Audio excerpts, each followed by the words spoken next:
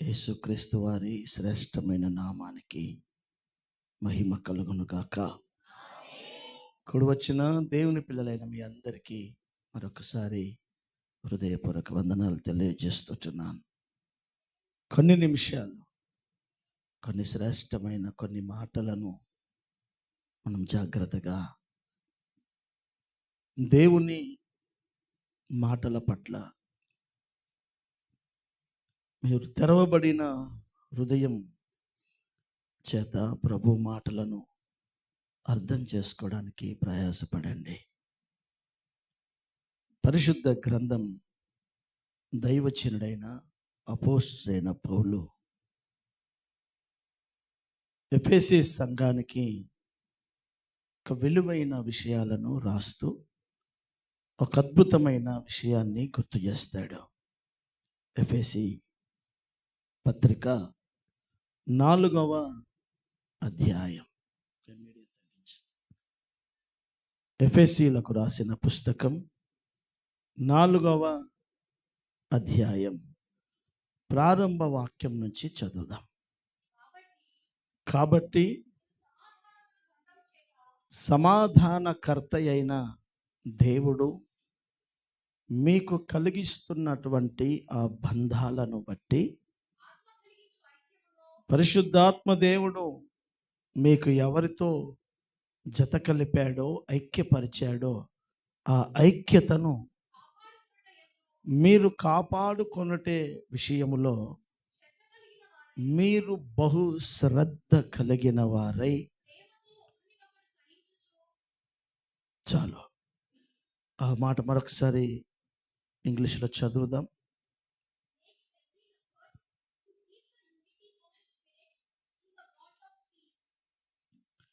హల్లెలూయా. చదవం సంతోషంగా, హల్లెలూయా. పరిశుద్ధ గ్రంథంలో రాయబడిన కొన్ని విలువైన మాటలను నేను మీకు గుర్తు చేస్తున్నాను. దైవజనుడైన పౌలు సంఘానికి ఒక ప్రత్యేకమైన విషయాన్ని గుర్తు చేస్తూ అంటున్న మాట ఏంటంటే, సంగమా, దేవుడు మీకు ఈ భూమి మీద కలుగజేసిన బంధాలు, ఆ ఫెలోషిప్, ఆ సహవాసాలను, ఏ దేవుడైతే భూమి మీద మీకు ఏ అనుబంధాలను కలుగజేశాడో ఆ బంధాలను మీరు చివరి వరకు కాపాడుకునే ప్రయాసపడండి. ఒక వాల్యూ మెచ్ ఆ బంధాలను ఈ భూమి మీద మీరు జీవితం చేసినంత కాలం ఎక్కడ బంధాలు తెగకుండా ఆ బంధాలను మీరు కాపాడుకోండి. కారణం, ఆ బంధాల ద్వారా దేవుడు అదృశ్యంగా ఆ దైవికమైన కార్యాలు మన జీవితంలో చేయడానికి ఆయన ఇష్టపడతాడు. పరిశుద్ధ గ్రంథం మనకు నేర్పే పాఠం, క్రైస్తవ జీవితం అంటే ప్రపంచం అంతటిని పక్కకు పెట్టేసి నువ్వు ఒక్కడివే దేవుణ్ణి నమ్ముకుని తిరగడం కాదు. ఏ దేవుడైతే ఏ ప్రపంచంలో ఉన్న ప్రజల కొరకైతే తన ప్రాణాన్ని పెట్టాడో ఆ ప్రజల మధ్యలో ఆ మహాఘనమైన దేవుని యొక్క గుణలక్షణాలను, దేవుని ప్రజల మధ్యలో, దేవుని ఎరగని ప్రజల మధ్యలో ఆ దైవికమైన భావజాలాలను దేవుడు మన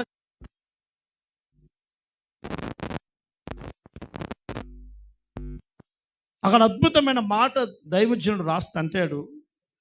ఆత్మ కలిగించే ఐక్యతను పరిశుద్ధాత్మ దేవుడు ఏ బంధాలనైతే దేవాది దేవుడు భూమి మీద మనకిచ్చాడో ఆ బంధాలను కాపాడుకోవడానికి మీరు శ్రద్ధ కలిగి. ఆ మాట మొదలు చదవండి. మీరు సమాధానం అనే బంధము చేత పరిశుద్ధాత్మ దేవుడు ఈ భూమి మీద మీకు ఇచ్చినటువంటి ఐక్యత, సహవాసాన్ని, ఆ కమ్యూనిటీని, ఆ బంధాలను కాపాడుకొనుట యందు మీరు శ్రద్ధ చూపాలి. హల్లెలూయా. చదం చేతుల తుష్యారుగా హల్లెలూయా. బంధాలను కాపాడుకునే పనిలో శ్రద్ధ పెట్టాలి, నువ్వు దృష్టి పెట్టాలి. కారణం దేవుడు నీకు కలగజేసిన బంధాలను సాతానుడు అనేవాడు తెంపడానికి ప్రయత్నిస్తాడు. బాగా వినండి, నాకు ఎవరితో బంధం లేదు అని అనేవాడు తప్పుడు అభిప్రాయాలతో ఉన్నాడు. నీకు ముందు నీ వెనక ఒక లింక్ ఉంది. నువ్వు ఆదాము కాదు, నీతోనే సృష్టి ఏం ప్రారంభం కాలేదు. నీకు ముందు ప్రజలు ఉన్నారు, నీ వెనక వచ్చే తరానికి కూడా నువ్వు ఒక కారకుడిగా కారకురాలిగా ఉంటావు. దేవుని లేఖనం అంటుంది బంధాలు. బాగా వినండి, ఈ విలువల గురించి మనం చాలా మర్చిపోయి బ్రతుకుతాం. దేవుని బిడలమైనటువంటి మనకి పరిశుద్ధ గ్రంథం అనేక విలువైన బంధాలను భూమి మీద దేవుడు మనకు కలుగజేశాడు. నా మాటలు బాగా అర్థం చేసుకోండి.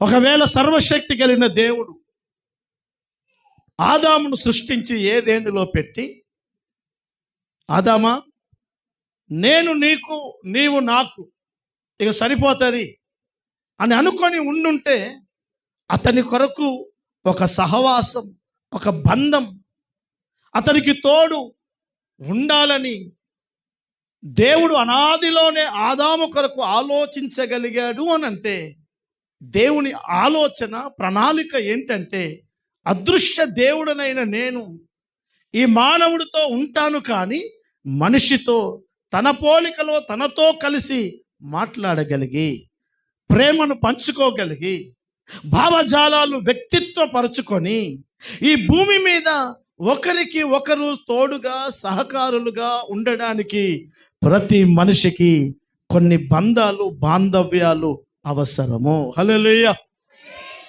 చెప్పాలి గట్టిగా హల్లెలూయా. నాకు ఎవరితో పని లేదు, నాకు దేవుడు ఉంటే చాలు అని అనుకునే భావన అది దేవునికి కూడా లేదు. అది దేవునికి కూడా లేదు. ఆదామా నేనుంటే చాలు, నీకు ఇంకెవరితో పని లేదు అని అనుకుంటే అవ్వను సృష్టించే పనే లేదు. అంటే దేవుడి యొక్క ప్రణాళిక ఏంటంటే, ఈ భూమి మీద నా ప్రజలమైనటువంటి మీకు నేను మీకు కలుగజేసిన బంధాలను, ఆ బాంధవ్యాలను, ఆ ఫెలోషిప్, అది నీకు శరీర సంబంధంగా వచ్చేవి ఉంటాయి, ఆధ్యాత్మికంగా వచ్చే ఉంటాయి. తల్లి గర్భంలో నుంచి నీకు వచ్చిన బంధాలు ఉంటాయి. ఈ భూమి మీద నీ జీవన యాత్రలో దేవుడు నీకు సమయోచితంగా కలగజేసే కొన్ని బాంధవ్యాలు కూడా ఉంటాయి. ఆ ప్రతి బంధం, ఆ ప్రతి రిలేషన్, ఆ ప్రతి సహవాసాన్ని నేను మీరు అందరం జాగ్రత్తగా కాపాడుకోవాలి. మీరు కాపాడుకొనుట యందు శ్రద్ధ పెట్టండి అంటే అర్థం ఏంటంటే, నీవు శ్రద్ధ పెట్టకపోతే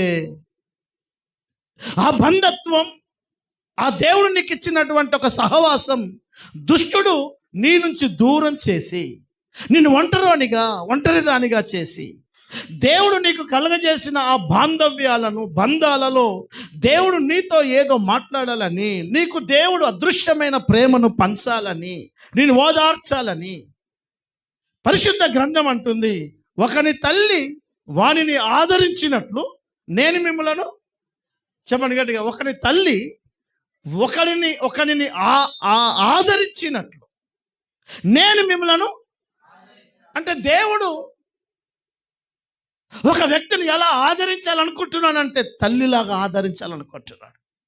తల్లి అంటే ఏంటో నీకు తెలియకపోతే తల్లి ఆదరణ ఎలా ఉంటుందో నీకేం తెలుస్తే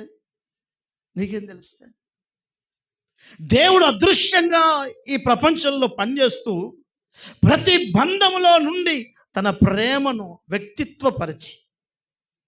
వ్యక్తిత్వపరిచి తన బిడ్డలకు ఈ భూమి మీద ఉండే ఈ అల్పకాల జీవితంలో తన బిడ్డలు ఒంటరి వారుగా ఉండకుండా, కారణం సదాకాలం ఉండే లోకం కాదు, రేపు శాశ్వత కాలం దేవునితో మనం ఉండబోతాం. బాగా వినండి, బైబిల్ అంటుంది, ఇదిగో దేవుని నివాసం మనుషులతో కూడా ఉన్నది. ఇక అక్కడ నీతో నీ భార్య, నీ పిల్లలు, నీ కుటుంబం, నీ తల్లి, నీ తండ్రి, నీ సొసైటీ, నీ కమ్యూనిటీ, అక్కడ నీతో ఏముండదు. అక్కడ బంధాలు బాంధవ్యాలు ఏముండవు. అక్కడ కేవలం ఓన్లీ వన్ రిలేషన్, దేవుడు తన ప్రజలు. దేవుని నివాసం మనుషులతో కూడా ఉంటుంది. వారు ఆయనకు ప్రజలై ఉంటారు, ఆయన వారికి దేవుడై ఉంటాడు. ఆయనే ప్రతి వారి కన్నీటి బాష్ప బిందువును ఆయనే తుడుస్తాడు. ఇది మహిమగల రాజ్యంలో దేవుడి ప్రజలకు దేవుడికి ఉండే అచంచలమైన బంధం, శాశ్వత బంధం. అప్పటి వరకు ఒక దేవుని బిడ్డగా నేను, మీరు ఈ భూమి మీద ఒంటరిగా ఉండకూడదని, ఆ అదృశ్యమైన దేవుని ప్రేమను మన జీవితంలో సంపాదించుకొను నిమిత్తం ఈ భూమి మీద దేవుడు మనకు బంధాలను కలగజేశాడు. హల్లెలూయా. చెబుదామా గట్టిగా హల్లెలూయా. చబలు హుషారుగా హల్లెలూయా. ఆ బంధాల విలువ మనుష్యుడు గుర్తుపట్టక, ఇది అపవాదికి బాగా తెలుసు. అందుకనే వాడు అనాదిలో నుంచి దేవుడు ఏ ఆదాము కొరకు క్షేమంగా ఉంటుందని, సమాధానంగా ఉంటుందని, వారికి మధ్యలో సంతోషంగా ఉంటారని, వారు కలిసి అద్భుతకరమైన జీవితం చేస్తారని అవ్వను బంధాన్ని కలిపాడో, సాతానుడు వచ్చి వాళ్ళ మధ్యలో బంధాన్ని తెంపాడు. బంధాలు కలిపేది దేవుని ఆత్మ. బంధాలను తెగదెంపులు చేసి బంధాల యొక్క విలువలు లేకుండా చేసేది సాతాను యొక్క ఆత్మ. హల్లెలూయా. చదువు గట్టిగా హల్లెలూయా. దేవుడు పరిశుద్ధ గ్రంథం మనకు అదే నేర్పుతుంది. అనాదిలో నుండి దేవుని ఆలోచన మనకు అర్థం కావాలి. క్రైస్తవ జీవితం అని అంటే నీకు దేవుడు, దేవుడు నీకు కాదు కాదు కాదు కాదు అంత మాత్రమే కాదు. నీతో ఒక సహవాసం కూడా భూమి మీద ఉంది. నీతో దేవుడు నీకు కలిపిన బంధాలు కూడా ఉన్నాయి. దేవుడు నీకు జత కలిపిన కొన్ని అనుబంధాలు ఉన్నాయి. వాటి విలువ కూడా నీవు ఎరిగి బ్రతకాలి. హల్లెలూయా. చపాలి గట్టిగా హల్లెలూయా. హల్లెలూయా. చదమ సంతోషంగా హల్లెలూయా. ఈ భూమి మీద సర్వశక్తి కలిగిన దేవుడే మానవ రూపం ధరించుకొని వచ్చిన తర్వాత 30 ఏళ్ల వరకు నజరేతనబడుతున్న ఆ గ్రామంలో ఉండి, ఒక తల్లికి ఒక కుమారుడు ఎలా విధేయత చూపాలో, ఒక తండ్రికి ఒక కుమారుడు ఎలా బాధ్యతగా ఉండాలో సర్వశక్తి కలిగిన దేవుడు, బాగా వినండి, నోటి మాటతో జగత్తులను సృష్టించిన వాడు ఒక కామన్ పర్సన్, ఒక కుమారుడు తల్లికి ఎలా విధేయత కావాలో అలాగే విధేయత చూపాడు. తల్లి మాట విన్నాడు, తండ్రి మాట విన్నాడు, ప్రయాసపడ్డాడు, కష్టపడ్డాడు. అతడు ఏ కులం, ఈ భూమి మీద పెట్టబడిన కులంలో పుట్టాడో, ఏ తండ్రి అయితే ఏ పనులు చేసి జీవనాన్ని కొనసాగించి 10 రూపాయలు సంపాదిస్తున్నాడో ఆ తండ్రి యొక్క వృత్తిని ఆయన కూడా పనిచేశాడు. బాగా వినండి, నోటి మాటతో ఇంత జగత్తును పుట్టించిన వాడు తన తండ్రి అయినటువంటి శరీర సంబంధిగా తండ్రిగా పిలువబడుతున్న యోసేపుకి, తన తల్లిగా పిలువబడుతున్నటువంటి మరియమ్మకి ఏం పని చేసే అవసరం లేదు.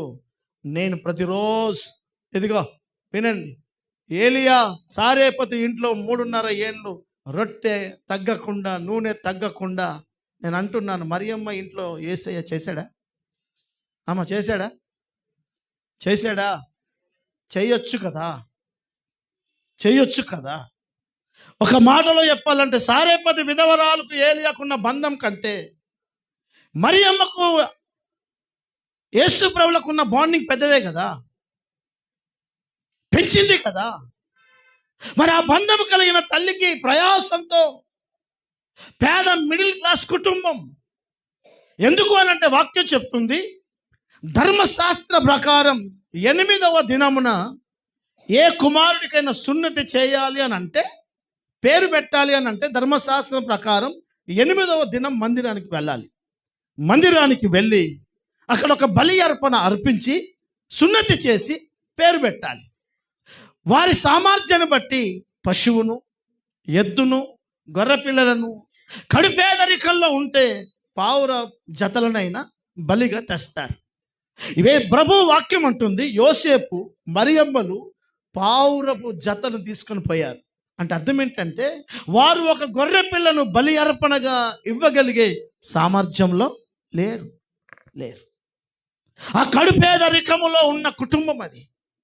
ఆ కుటుంబానికి జీవం కలిగిన ప్రభు ఒక కుమారుడిగా ప్రయాసపడి తన తండ్రికి సహకారంగా ఉన్నాడు. ప్రయాసపడి తన తల్లికి తోడుగా ఉన్నాడు. అంతే తప్ప దైవికమైన స్వభావంలో ఉండి కూడా దైవ సామర్థ్యాన్ని అక్కడ వినియోగించలేదు. హల్లెలూయా. ఎందుకు నేను మీ మాటలు గుర్తు చేస్తున్నానంటే చాలా మందికి దేవుని పెట్టారా బంధాల యొక్క వాల్యూస్ తెలవడం లేదు. సర్వ సృష్టికర్త అయిన ప్రభు తల్లి బంధాన్ని గుర్తుపట్టాడు.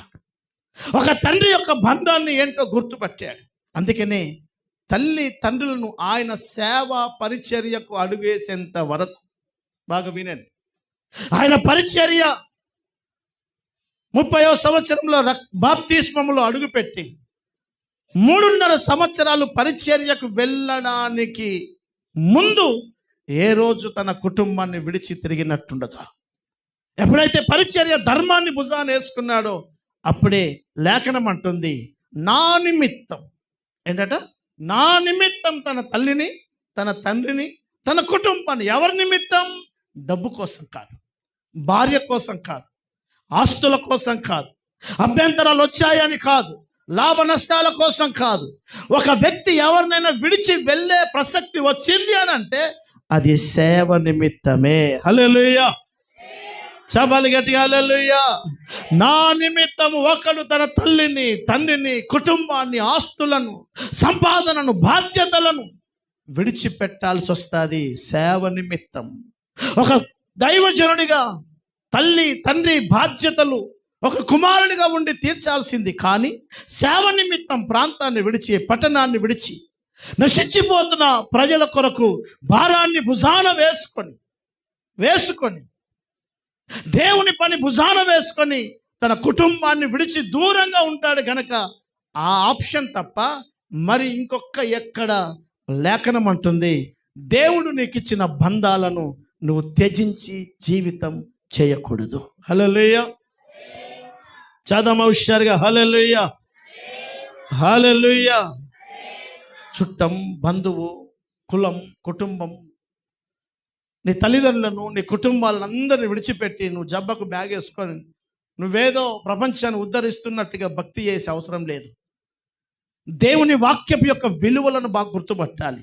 లోకంలో ఉన్న ఆచారాలు, లోకంలో ఉన్న పద్ధతులు, లోకంలో ఉన్న మలినానికి దూరంగా ఉండమన్నాడు కానీ ప్రభు ప్రజలకు కాదు. అర్థమవుతుందా? కొంతమందికి భక్తి తల కంటే కొంచెం జ్ఞానం ఎక్కిపోతుంది. అర్థమవుతుందా? తల కంటే తలలో ఉంటే బాగుంటుంది, తల కంటే కొంచెం మూరుడు ఎక్కువైపోయి వాళ్ళతో పని లేదు, వీళ్ళతో పని లేదు అనుకొని సచ్చేదాకా ఆ ఒక్కతే బతుకుతుంది. ఒకరిని రక్షించింది కాదు, ఒక కుటుంబానికి సువార్త చెప్పిన మనిషి కాదు, ఒక ఇంటికి వెళ్ళి దేవుని ప్రేమను పంచిన మనిషి కాదు. కారణం భక్తి విపరీత స్థాయిలోకి వెళ్ళిపోయింది. అది దైవికమైన భక్తి కాదు. అది బైబిల్ చెప్తున్న విధానాలు మీరు బాగా వినండి. ఈరోజు దేవుని పిల్లలైన మీకు, ఒక తండ్రులుగా ఉన్న మీకు, పిల్లలుగా ఉన్న మీకు, ఒక భార్యగా, ఒక భర్తగా, ఒక దైవజనుడిగా ఈ భూమి మీద బ్రతుకుతున్న మనకు భూమి మీద కొన్ని దేవుడు బంధాలను కలగజేశాడు. హల్లెలూయా. ఈ బంధాల విలువ నువ్వు గుర్తుపట్టకపోతే నీకు శాశ్వత కాలము దేవునితో ఉండే ఒక అద్భుతమైన అనుబంధాన్ని నీకు అర్థం కాదు. బాగా వినండి. దేవుని లేఖనం మనకు అదే చెప్తుంది.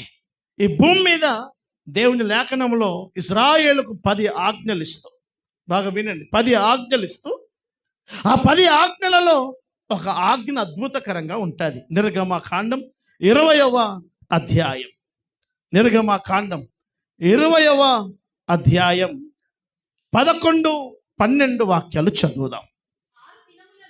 6 దినములలో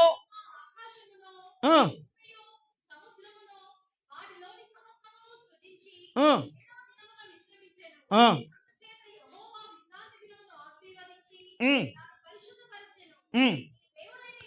నీ దేవుడైన యెహోవా ఇదిగో నీకు ఏ దేశంలో పుట్టే భాగ్యం ఇచ్చాడో వినండి. కాగజ్ నగరా, అమెరికనా, హైదరాబాదా, ఈ సర్వ జగత్తులో ఏదో నీకు ఒక నెగిటివ్ ప్లేస్ ఉంది, నీకు రెసిడెన్స్ ఉంది. దేవుడు నీకు అనుగ్రహించిన ఒక స్థలం ఉంది భూమి మీద. నువ్వేం ఆకాశంలో పుట్టిన మనిషివి నీవు నేను కాదు. ఈ భూమి మీదనే మనకు ఒక జాగ ఇచ్చాడు దేవుడు.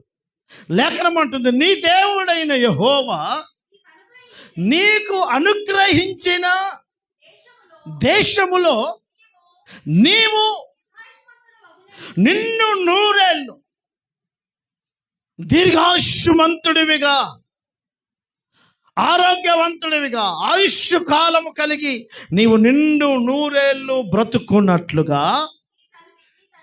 నిన్ను కన్న తండ్రిని, నీ తల్లిని నీవు ప్రేమించు కాదు, వాళ్ళను గౌరవించు. ఇంగ్లీష్లో మాట చదువు, హానర్. బాగా వినండి. 10 ఆజ్ఞలలో కేవలం నన్ను పూజించు, నన్ను ఆరాధించు, నన్ను సేవించు, నాకు బలి అర్పించు, నాకు ప్రార్థించు, అంతా నేను చూసుకుంటా అని చెప్పలే దేవుడు. అంతా చెప్పలే అట్లా. వినండి, దేవుడు అంటున్నాడు, నాకు జరగాల్సిన కార్యాలు, నాతో నీకున్న బంధం ఉండాలి. ద సేమ్ టైం నేను నీకు భూమి మీద కలగజేసిన బంధాలను కూడా నువ్వు విలువివ్వాలి. దేవుని లేఖనం అంటుంది, నీవు ఆయుష్ కాలం నిండు హృదయంతో దీర్ఘాయుష్మంతుడిగా బ్రతుకున్నట్లుగా నువ్వెవరిని ప్రేమించాలి, ఎవరిని గౌరవించాలో తెలుసా? నిన్ను కన్న నిన్ను తండ్రిని, నిన్ను కన్న నీ తల్లిని ఏం చేయాలి? చెప్పండి కదా, ఏం చేయాలి? గౌరవించు. మీకు నేను ఒక ప్రశ్న అడుగుతున్నాను. ఇప్పటి వరకు యవనస్తులుగా ఉన్నటువంటి మీరు ఎప్పుడైనా మీ నాన్న పట్ల ఉతికి చూశారా? మీ నాన్నగారి పట్ల ఉతికి చూశారా? మీ అమ్మ పట్ల ఉతికి చూశారా?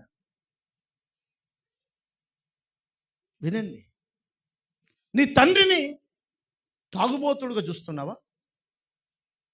నీ తండ్రిని నీకే ఆస్తి పంచలేని ఒక పేదవాడిగా చూస్తున్నావా? నీ తండ్రి జులాయిగా తిరిగి నిన్ను ఒక బిచ్చగాడిగా చేశాడు, మా తండ్రి మంచోడు కాదు అని అంటున్నావా? నీ తండ్రి క్యారెక్టర్ను చూడకు, ఆయన నీ తండ్రి అన్న భావన మొదట అర్థం చేసుకో. హల్లెలూయా. చపాలి గట్టిగా హల్లెలూయా. నా మాటలు బాగా అర్థం చేసుకోండి. దేవుని వాక్యం అంటుంది, నీవు దీర్ఘాయుష్మంతుడు అగునట్లుగా నిన్ను సంపాదించిన తండ్రిని గౌరవించు అనలే. నువ్వు దీర్ఘాయుష్మంతుడు అగునట్లుగా నీ కోట్లు కూడబెట్టిన తల్లిని సన్మానించు అని చెప్పలే. ఆమెను నీకు ఏం చేసిందో చేయలేదో తర్వాత సంగతి. ఆ తండ్రి నీకు ఏం కూడబెట్టాడా, అప్పులు చేశాడా, తర్వాత సంగతి. ఈ భూమి మీద ఒక జీవనంగా నువ్వు బతకడానికి, ఈ భూమి మీద నీకు ఒక ఐడెంటిఫికేషన్ రావడానికి ఒక తండ్రి తల్లికి నీకు కారణకులు అయ్యారు కనుక నీ భూమి మీద నీకు ఆయుష్, బాగా వినండి, ఆయుష్ కాలం ఇద్దరితో దొరుకుతుంది. నా వైపు చూడండి. దేవుడైన యెహోవా సొలొమోనుతో అంటాడు, సొలొమోన్ ఏం కావాలి అడుగు, నేను నీకు ఇస్తా అని అంటాడు. సొలొమోన్ అంటాడు, ప్రభా నాకు జ్ఞాన వివేకములు కలిగిన ఆత్మ కావాలి అని అంటాడు. అక్కడ కింద దేవుడు అంటాడు, నీవు దీర్ఘాయుష్యునైనను వెండి బంగారములనైనను నీ శత్రువుల ప్రాణమైనను అడగక. అంటే అర్థం ఏంటి? దీర్ఘాయుష్ అనేది ఏంటి? ఒక వరం. బాగా వినండి, మీ తల్లి తండ్రి మిమ్ములను నిండు హృదయముతో గనక నిండు నూరేళ్ళు బతుకు అని గనక దీవించగలిగితే నీ ఆయుష్ పక్కా ఉంటుంది, పక్కా నూరేళ్ళు ఉంటుంది. బాగా వినండి, నీ ఆయుష్ ఎవరి చేతిలో ఉంది తెలుసా? చెప్పండి, ఎవరి చేతిలో ఉంది? చెప్పండి అమ్మా, ఎవరి చేతిలో ఉంది? మీ తల్లి మీ తండ్రి చేతిలో ఉంది. వాళ్ళు గనక హృదయము నొచ్చుకొని, వాళ్ళ హృదయాలు గనక ఆయాసపడి, వాళ్ళ హృదయములు గనక కన్నీళ్లతో నింపబడి, కన్న బిడ్డలవు గనక నిన్ను ఏం అనలేకపోయినా వాళ్ళ అంతరంగంలో రోజు కన్నీళ్లతో దుఃఖంతో కనుక నిండబడి ఉంటే అది నేనేం చేస్తుందంటే, నువ్వెంత ఆరోగ్యంగా బతకాలని నువ్వు ప్రయత్నం చేసినా, నువ్వెంత ప్రయాసపడ్డా, ఆ కన్నీళ్ళు నీ ఆయుష్ను క్షీణింపజేస్తాయి. చాలామంది దేవుని బిడ్డలకి, రక్షించబడిన దేవుని బిడ్డలకి రక్షణ లేని తల్లిదండ్రులు అంటే వాళ్ళకి నచ్చదు. నేను అంటున్నాను, నీ తల్లిదండ్రులను గౌరవించు అని చెప్పింది వాక్యం. వాడు తాగుబోతాడా, తిరుగుబోతాడా, రక్షణ ఉన్నదా లేదా, అవన్నీ నీకెందుకు? హల్లెలూయా. ఆమె నీ తల్లి, ఆయన నీ తండ్రి. వారి సామర్థ్యాన్ని నువ్వు చూడకు, వారి స్టాండర్డ్స్ని చూడకు, వారి యొక్క ఔన్నత్యాన్ని చూడకు, వారి గుణ లక్షణాలు చూడకు. ఆయన నీ తండ్రి, నీ తల్లి గనక నీ ఆశీర్వాదం, నీ ఆరోగ్యం, నీ దీర్ఘాయుష్షు వాళ్ళ మీద ఆధారపడింది గనక, వాళ్ళు నిన్ను ద్వేషించినప్పటికీ కూడా బైబిల్ అంటుంది, నీవు వారిని గౌరవించడం నేర్చుకో. హల్లెలూయా. బాగా వినండి అమలారా, మీ ఆయనను వాళ్ళ తండ్రి దగ్గరికి పోనీయకుండా ఆపితే మీ ఆయన తొందరగా చచ్చిపోతాడు. మీరు ముండబొడ్లు అవుతారు. నేను జ్యోతిష్యం చెప్తలే, వాక్యం చెప్తున్నా. ఎందుకంటే ఏ వ్యక్తులైతే తల్లి తండ్రిని గౌరవిస్తారో వాళ్ళ ఆయుష్మంతులు అవుతారు. అవునా కాదా? ఇప్పుడు నీకు తల్లిదండ్రులు ఉన్నారు, మీ ఆయనకు కూడా తల్లిదండ్రులు ఉన్నారు. ఇప్పుడు తండ్రిని సన్మానిస్తే ఆయుష్ పెరుగుతుంది. ఇప్పుడు మీ ఆయనను నువ్వేం చేస్తున్నావు అంటే, వాళ్ళ తండ్రిని చూడనియవు, వాళ్ళ తల్లిని చూడనియవు, వాళ్ళ తల్లిదండ్రుల పట్ల సదాభిప్రాయం ఉంటే నీకు నచ్చదు. ఇప్పుడు నిన్ను బాధ పెట్టలేక నువ్వు ఊరికే ఉసురుమంటూ తలనొప్పి పెడుతున్నావు అని చెప్పి నిన్ను ఏమనలేక ఆయన తండ్రిని తల్లిని పట్టించుకోకపోయేసరికి ఆ తల్లి లోపల నా కుమారుడు నన్ను చూసుకోవడం లేదు, నన్ను గౌరవించడం లేదు, నన్ను ప్రేమించడం లేదు, నా క్షేమాన్ని చూడడం లేదు అని ఆయన లోపల వేదన పడతాడు. లోపల వేదన పడుతుండేసరికి తన తండ్రిని గౌరవించలేని కొడుకుగా నీ భర్త మారాడు కనుక నీ భర్త ఆయుష్ తొందరగానే ముగిస్తుంది.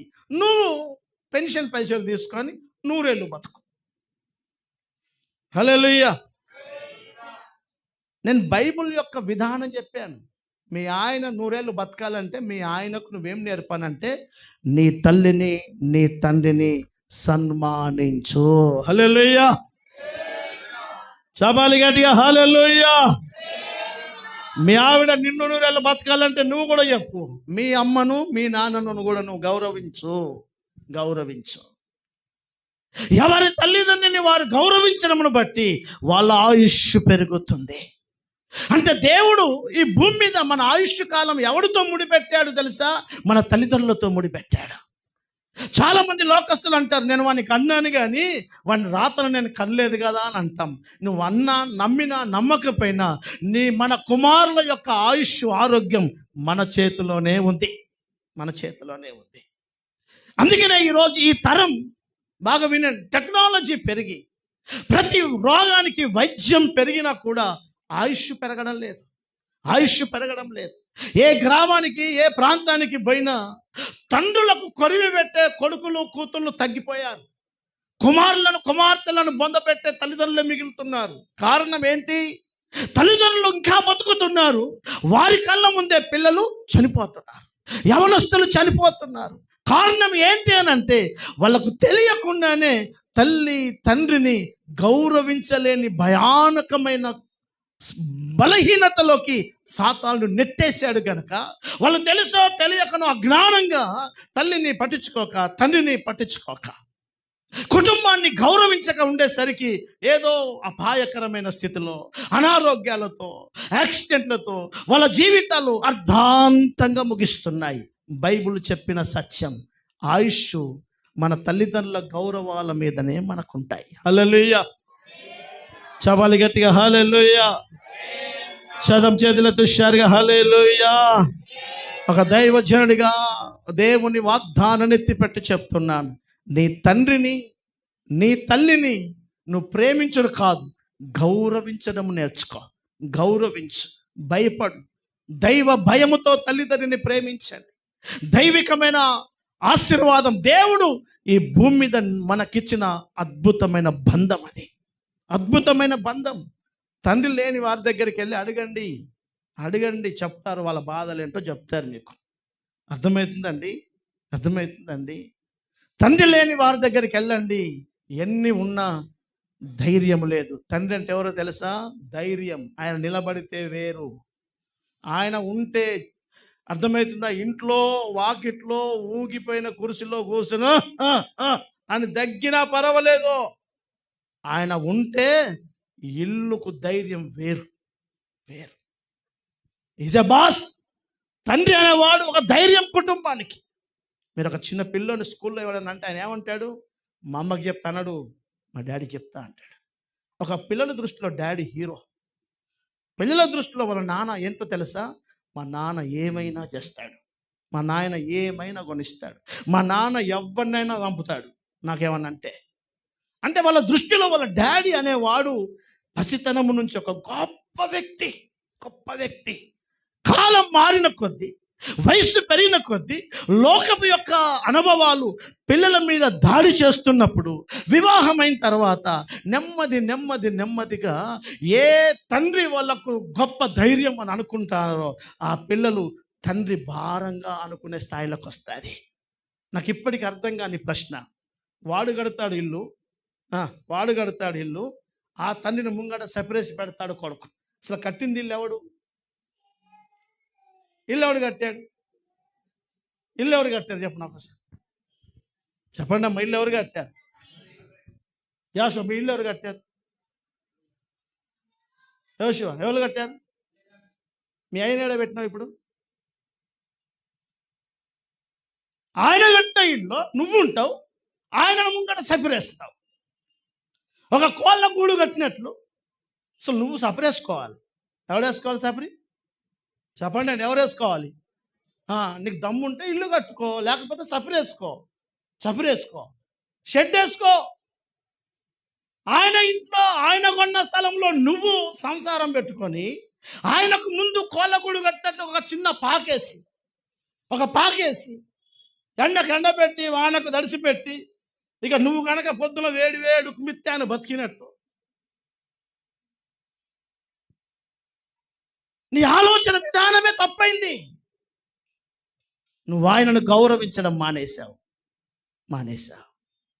ఎందుకో తెలుసా? గౌరవిస్తే నీ తండ్రిని నువ్వు అలా ఇంటి ముందు ఒక పశువును పెట్టినట్లుగా పాకలో పెట్టలేవు. హల్లెలూయా.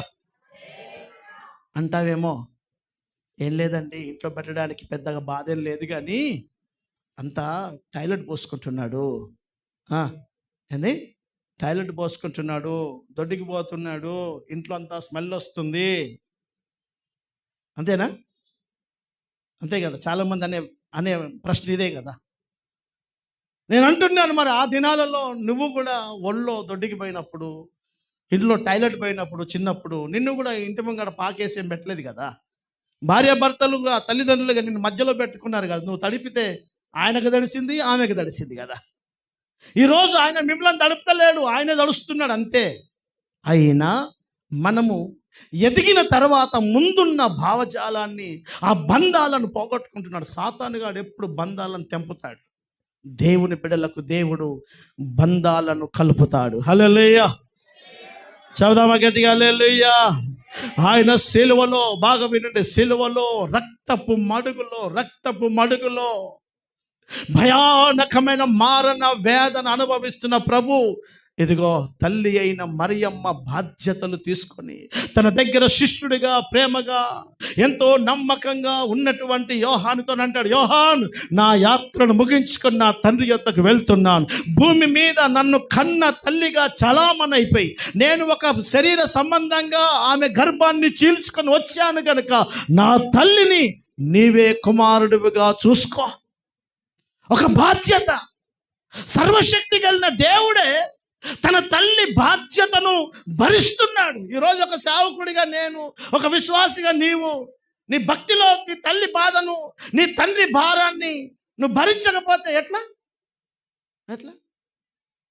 నువ్వు ఆరాధిస్తున్న దేవుడు నేర్పిన క్రమం కాదు ఇది. అందుకని లేఖనం అంటుంది, మనకు దేవుడు భూమి మీద ఇచ్చిన బంధం తల్లి తండ్రి. హల్లెలూయా. వారి కొరకు ఒక రక్షించబడ్డ విశ్వాసిగా నువ్వు ఎక్కువగా ప్రార్థించు. ఎందుకో తెలుసా, వారి ఆయుష్ కాలాలు ముగిస్తున్నాయి. 60 దాటారు, 70 దాటారు. నీకు తెలుసు, ఆయుష్ కాలాలు ముగిస్తున్నాయి. వృద్ధాప్యంలోకి వచ్చారు వాళ్ళు. నేడో రేపో వాళ్ళు భూమి మీద వారి యాత్రను కొనసాగించక ముగిస్తారు. రేపు వారు నిత్య నరకానికి వారి ఆత్మ వెళ్ళకుండా, వారి తాతల తండ్రుల నుంచి వాళ్ళకు నీకున్నట్టుగా జ్ఞానం లేక అవే మూఢనమ్మకాల్లో ఉండొచ్చు. అయితే నువ్వు వారి కొరకు ప్రార్థించు. అవకాశం ఉన్నంత వరకు నీ ప్రేమను బట్టి, అమ్మా నా మాట విను, నా మాట విను అని చెప్పి సువార్త చెప్పడానికి ప్రయత్నించు. సువార్త వినకపోతే అయ్యవను దూరం కొట్టేస్తారా? అమ్మ కొట్టేస్తారా? కొన్నిళ్ళు కొట్టేస్తారా? ఎందుకు కొట్టేయాలి? సువార్త వినడం వినకపోవడం ఆమె వ్యక్తిత్వం. ఆమె కొరకు నువ్వు ప్రార్థించు, ఆమె కొరకు నువ్వు కన్నీళ్లు కార్చు, మీ తండ్రి కొరకు నువ్వు ఏడువు. ఎన్ని అవకాశాలు ఉంటే అన్ని అవకాశాలు వాడుకో. సువార్త ప్రకటించి ఏ విధము చేతనైనా ఆ వ్యక్తిని, ఆ తల్లిని దేవుని సన్నిధిలోకి తేవడానికి ప్రయాసపడు. కానీ అదే నీకు నిబంధన కావద్దు. ఫస్ట్ ఆఫ్ ఆల్ ఆయన నీకు తండ్రి. హల్లెలూయా. చాపాలి గట్టిగా హల్లెలూయా. కొంతమందికి తలకు చెప్తున్నాను కదా, భక్తి తలకెక్కి అర్థం కాక ఇంకా పోయి అయ్యగారి మీద బదనం వేసి అయ్యగారు చూడొద్దని చెప్తారు. అయ్యగారు ఎవడు చెప్పాడు అట్లా? నీకు అర్థం కాలే నీ తలకు. మీ తండ్రిని సన్మానించుకొని అయ్యగారు కాదు, దేవుడే చెప్పాడు. నీ తల్లి తండ్రి ఎవరు? వారు నేను భూమి మీద కని పెంచి నీ కొరకు ప్రయాసపడి నిన్ను కనడానికి, భూమి మీద ఒక దైవజనుడిగా నేను, ఒక విశ్వాసిగా నీవు భూమి మీదకి రావడానికి మన తల్లిదండ్రులు కదా కారణం. కనుక వారిని నిండు హృదయముతో నువ్వు హానర్ చెయ్యాలి. హల్లెలూయా. అన్యజనులు ఏమో కానీ ఈ మధ్యలో క్రైస్తవ కొంపల్లో కూడా విచిత్రమైన భావన ఉంది. అన్న ఇవ్వకపోతే తమ్ముడు ఇవ్వడు. మంచికు 200. ఏంది? ఎంత? అవునా? మీ అయ్యకు మంచిగా 200 కలిపి బిచ్చం ఎత్తారా? నీతో ఉన్నటువంటి నీ తమ్ముడో నీ అన్ననో ఆర్థిక ఇబ్బందులను బట్టి ఇవ్వలేకపోతున్నాడో, లేకపోతే వాడికి ఆ దైవ జ్ఞానం లేదో, లేకపోతే వాడు దేవుణ్ణి ఎరిగిన వాడు కాదేమో, మూర్ఖుడేమో. నీకేమైంది? అంతా వంతు నీకెందుకు అంటున్నా నేను. వంతు ఎవడికి?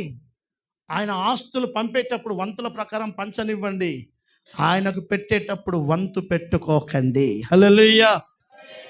అది నీ బాధ్యత. ఎవ్వడు చూడకపోయినా నేను చూడాలి.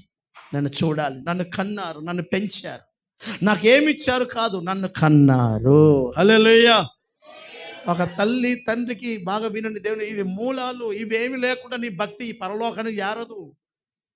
ఇవేమి లేకుండా చాలామంది విశ్వాసులు మందిరాల్లో పనిచేస్తారు, చాలామంది విశ్వాసులు సేవకులకు సహకారంగా ఉంటారు, చాలామంది విశ్వాసులు దేవుని సంఘంలో వాక్యం చెప్తారు, చాలామంది విశ్వాసులు సంఘాల్లో ఆరాధన చేస్తారు, పాడుతారు, పరిచర్య చేస్తారు. ఇంటికి పోతే అత్త కన్నం పెట్టదు ఆమె, ఇంటికి పోతే తండ్రికి అన్నం పెట్టారు.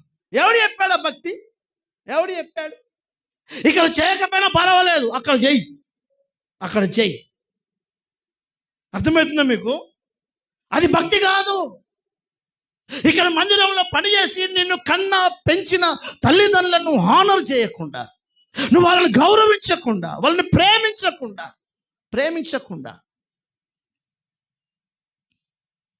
నువ్వు చేసే భక్తి అది భక్తిలోకి రాదు. అందుకనే ఆత్మ కలిగించు.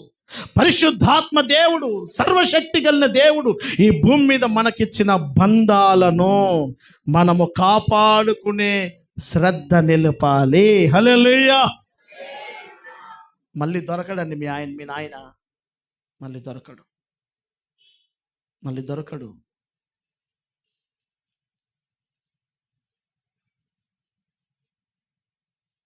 తల్లిని కోల్పోయిన తర్వాత తల్లి దొరకదు.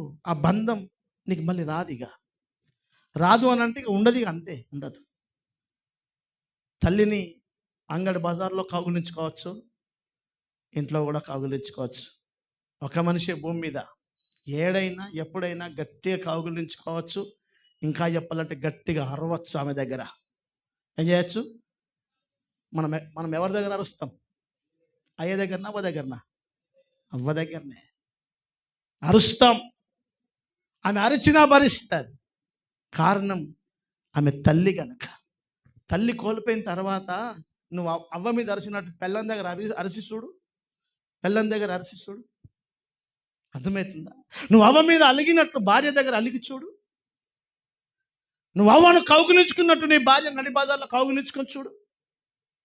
దొరకవు. ఆ బంధం వేరు, ఆ బంధం వేరు.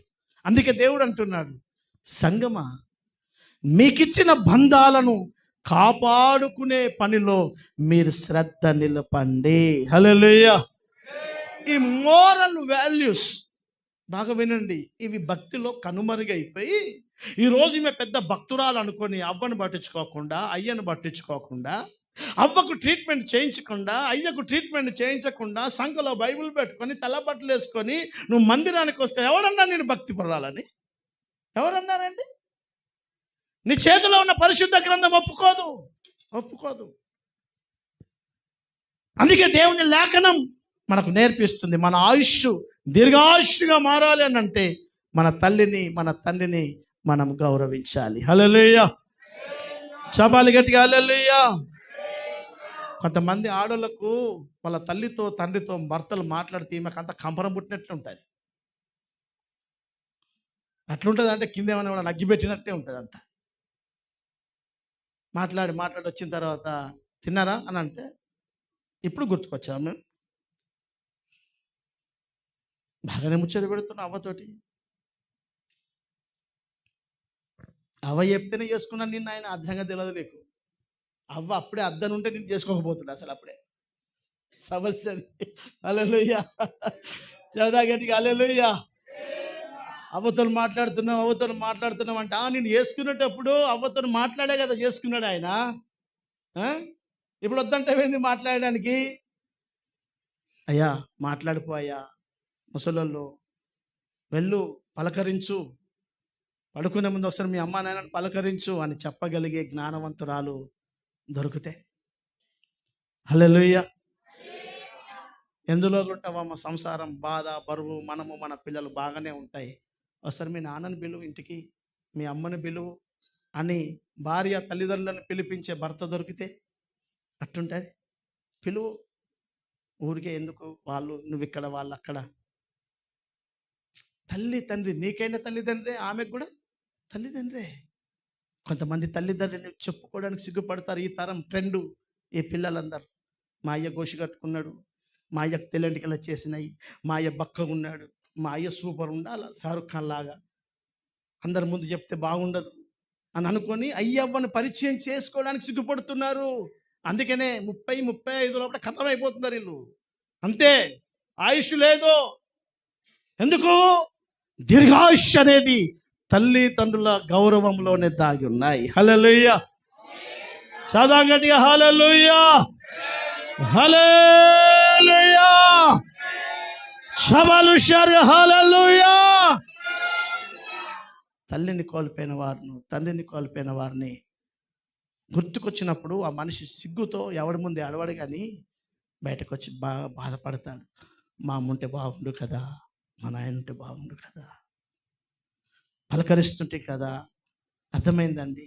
బంధం కోల్పోయిన తర్వాత మనకు అర్థమైతే లాభం లేదండి. బంధం అనేది ఏదో ఒక రోజు కోల్పోతాం. ఉన్నంత కాలం దాని విలువను దయచేసి కాపాడుకోండి. దాని మీద మీరు శ్రద్ధ నిలపండి. దేవుని వాక్యం అంటుంది, దేవుని బిడ్డలారా, దేవుని లేఖనం మనకు బోధిస్తుంది. ఎఫెసీయులకు రాసిన పుస్తకం దయచేసి తీయండి. ఎఫెసీయులకు రాసిన పుస్తకం 6వ అధ్యాయం.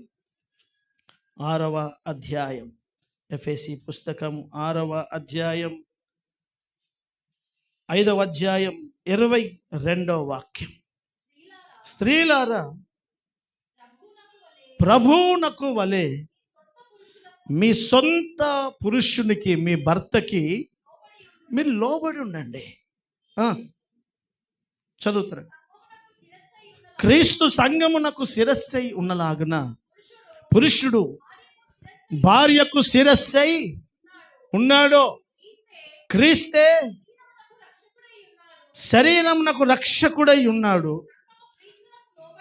సంఘము క్రీస్తుకు లోబడినట్లుగా భార్యలు కూడా ప్రతి విషయములోనూ తమ భర్తలకు లోబడవలెను. పురుషులారా మీరును చాలు. దేవుడు పరిశుద్ధ గ్రంథం, ఇది నవల కాదు. పరిశుద్ధ గ్రంథంలో దేవుడు నీకు దేవుడు మాత్రమే కాదు, దీనిలో మోరల్ వాల్యూస్ కూడా ఉంచాడు దేవుడు. దేవుడు ఇందులో రాస్తూ కొడుతున్నాడు సంఘానికి. 2000 సంవత్సరాల క్రితమే దైవజనుడైన పౌలు అంటున్నాడు, సంఘంలో ఉన్న వారికి మీరు దేవునితో కలవండి, దేవుడు మీతో ఉండండి, మిగతా వారిని మీరు విలువ ఇచ్చినా ఇవ్వకపోయినా నడుస్తుంది అని చెప్పలేదు. ఒక సరి అయిన బోధ ఇది. ఏమని చెప్తున్నాడు తెలుసా? స్త్రీలారా మీ పురుషులకు లోబడండి. ఎట్లా లోబడాలో తెలుసా? యేసయ్యను గౌరవించినట్టుగా మీ ఆయనను గౌరవించండి. మీ ఆయనను తాగుబోతోడిగా, తిరుగుబోతోడిగా, పని పాట లేనోడిగా చూడకు. మీ ఆయనను నీకు శిరస్సులాగా చూడు. ఎలా చూడాలి చెప్పండి? ఎలా చూడాలి? శిరస్సు. ఇప్పుడు నన్ను చూడండి, ఇదంతా నా ఫేస్ ఇలాగే ఉండి ఇక్కడ నుంచి ఇదంతా తెల్లగా అమెరికన్ లాగా ఉన్నది అనుకో, అట్టుంటుంది. గలీజ్ ఉండదు అంతా. ఇది ఎట్లున్నా పర్లేదు కానీ ఇది బాగుండాలి. అందుకే మనం ప్రజలందరూ దేనికి రాస్తారు పౌడర్లన్నీ? మొహానికే. ఎందుకంటే ఇది బాగుంటేనే ఇది అంత బాగున్నట్టు లెక్క. ఇప్పుడు మీ ఆయన ఒక స్త్రీకి దేవుడిచ్చిన భర్త బంధం, భార్య బంధం అనేది బాబు ఏం చెప్తున్నాడంటే ఈ విలువలు నేర్పుతున్నాడు. ఏమంటున్నాడంటే నీవు మీ ఆయనను శిరస్సులాగా చూడు. భక్తిలో ఇవి లేవు. ఇప్పుడు సమస్యది భక్తిలో ఈ విలువలు కోల్పోయి పరిశుద్ధులాగా భాషలు మాట్లాడగానే, అర్థమైంది, ఆరాధన చేయగానే భక్తులు అయిపోతున్నారు. కాదు. మోరల్ వాల్యూస్, కనీస దైవ క్రమాలు ఇవి. ఒక దేవుని బిడ్డగా, యవన బిడ్డగా, యవనస్తురాలిగా, ఒక సహోదరుడిగా నీకు నీ తల్లి తండ్రి విలువలు తెలవకుండా నువ్వేం భక్తుడివి అవుతావు? ఒక భర్తగా నీ భార్యను, ఒక భార్యగా నీ భర్తను, దైవికమైన బంధాలు, విలువలు నీకు తెలియకపోతే నువ్వు దేవునికి ఏమర్థమవుతాడు? దేవుని లేఖనం నేర్పిస్తుంది. దేవుని బిడ్డలారా, ఒక భార్య భర్తకు ఎలా ఉండాలి, భర్త భార్యకు ఎలా ఉండాలని. వారి వ్యక్తిత్వ స్వభావాలతో మనకు పని లేదు. నువ్వు అనుకున్నట్టుగా ఆ మనిషి ఉండకపోవచ్చు, నువ్వు ఆశపడ్డట్టుగా ఎదుటి వ్యక్తి క్యారెక్టర్ ఉండకపోవచ్చు, కానీ ప్రభు క్యారెక్టర్ని బట్టి చెప్పడం లేదు. అతడికి నీకున్న బంధాన్ని బట్టి నువ్వు అతన్ని గౌరవించు. హల్లెలూయా. చాబాలి గట్టిగా హల్లెలూయా, హల్లెలూయా. చాబాలి హుషారుగా హల్లెలూయా, హల్లెలూయా. భార్యను బైబిల్ అంటుంది, నీ శరీరాన్ని ప్రేమించినట్లుగా నీ భార్యను ప్రేమించాలి. బాగా వినండి. ఒక 3 రోజుల క్రితం నేను ఒక వార్త చూసినాను సోషల్ మీడియాలో. ఒక ఆమె ఎల్ఐసి పైసల కోసం భర్తను చంపేసిందట. చచ్చిపోతే పైసలు వస్తాయి కదా, పాలసీ పైసలు. చంపేసింది. రియాలిటీగా చచ్చిపోయినప్పుడు ఏడుపు వేరు. కొంచెం ఈమె డ్రామా ఆర్టిస్ట్గా మారింది. ఎంతైనా పోలీసు వాడు అనుకుంటే దొరకబట్టేస్తాడు. దొరికిపోయింది. 4 దెబ్బలు పడంగానే ఒరిజినల్ బయటకు వచ్చేసింది. ఏంటి విషయము అంటే ఆయన పెన్షన్ డబ్బుల కోసం, పాలసీ డబ్బుల కోసం ఆయన చంపేసి ఇంకొక సెటప్ పెట్టుకొని ప్లాన్ చేసింది. దొరికిపోయినాయి. పోయింది. భర్త తీసుకొచ్చేంత ముద్ద కూడా పోయింది. ఇప్పుడు జైల్లో పాయకాన్లు కడిగి పాసిపోయిన ఫుడ్ తినాలి. ఎందుకు? అయిపోయింది. బంధం విలువ ఈరోజు బాగా వినండి. అనాదిలో నుండే బాగా వినాలి దయచేసి. దేవుడు బంధాలను కలుపుతున్నాడు, సాతానేమో కయ్యూను హేబేలు మధ్యలో గొడవ పెట్టిచ్చేస్తాడు.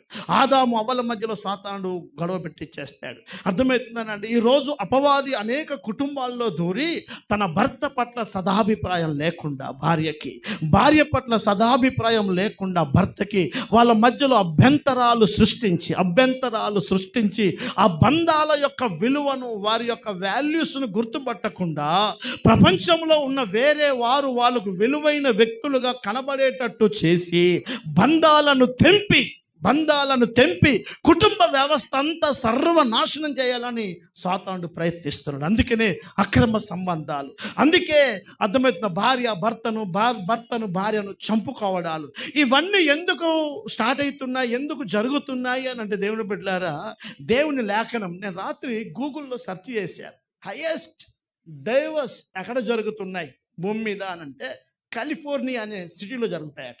ఎక్కడ? కాలిఫోర్నియా. ప్రపంచంలో కాలిఫోర్నియా అంత డెవలప్మెంట్ సిటీ ఇంకొకటి లేదు. అంత కోటీశ్వరులు. ఆ మధ్యలో నిప్పు తగిలింది కదా, పెద్ద పెద్ద హాలీవుడ్ స్టార్స్ అందరూ ఆడే ఉంటారు.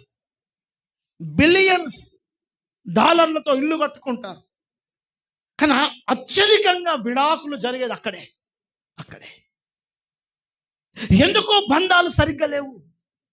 దేవుని లేఖనం అంటుంది, దేవుని బిడ్డలారా, బంధం నీ భార్యను, నీ భర్తను ఏ దైవికమైన కోణంలో చూస్తున్నామో బాగా ఆలోచించండి. సంఘాలలో ఈ దైవికమైన అనుభవాలు కోల్పోతున్నాం. ఎంతో కాలం మంది ప్రభువుని నమ్ముకొని, అయినా చాలామంది సహోదరులు వచ్చేసి, అయ్యా సిస్టర్ సరిగ్గా లోపడదయ్యా, అంతా ఆమెదే సాగించుకుంటుంది, అంత ఇల్లంతా ఆగం చేస్తుంది, మా అమ్మ నాన్నలతో సరిగ్గా ఉండనివ్వదు, మా అమ్మ నాన్న వస్తే ఓర్వదు అని బ్రదర్ అంటున్నాడు. మీరు నమ్ముతారా? ఒకరోజు ఒక దైవజనుడు ఒక ప్రాంతానికి వచ్చాడు. ఆయన మంచి స్పీకర్ అంటే పోస్టర్లలో ఒక మంచి ఊపులో వాడబడుతున్న తరం అది. నన్ను సేవకులు ఏమన్నారంటే, ఆయనకు అన్నం పెట్టు అని చెప్పాడు. చూసుకో, అతనికి ఏం కావాలో చూసుకో అని అన్నాడు. అతను రాగాన్ని తీసుకుపోవడం, ఇంట్లో పెట్టడం, అన్ని కార్యక్రమాలు చూస్తున్నాను. నేను అన్నం పెడుతున్నాను, తిన్నాడు. పాస్టర్ గారికి ఫోన్ వచ్చింది. పాస్టర్ అలా బయటికి వెళ్ళాడు. పాస్టర్ అమ్మ తింటుంది. అప్పుడు ఇంకా ఇద్దరికి పెట్టాను నేనే. పాస్టర్ అమ్మ గారు అన్నారు, అయ్యా నా కోసం ప్రార్థన చెయ్యి అన్నారు. అప్పుడు నేను లర్నింగ్ సేవలో స్టార్టింగ్, వాళ్ళు స్పీకర్లు. నేను అన్నాను, అమ్మ తప్పకుండా అమ్మ మీకోసం, మీరు సేవలో బలంగా వాడబడండి, నేను కూడా ప్రార్థన చేస్తాను అన్నాను. ఆమె ఇలా చీరె తన కొంగు జరిపి చూపించింది. ఈ అయ్యగారు మామూలోడు కాదయ్యా, ప్రతిరోజు నన్ను బెల్ట్తో కొడతాడు అన్నాడా. పుల్పిట్ మీద నిలబడి మాట్లాడుతున్నా. ఆ గాయాలు చూపించింది నాకు. ఇదేందండి? బెల్టు జారిపోతున్న పాయింట్కా కొట్టడానికా? నీ భార్యను నువ్వు పశువు అనుకుంటున్నావా? ఒకవేళ పశువు అయితే మరి నువ్వేంది? నువ్వు పశువే.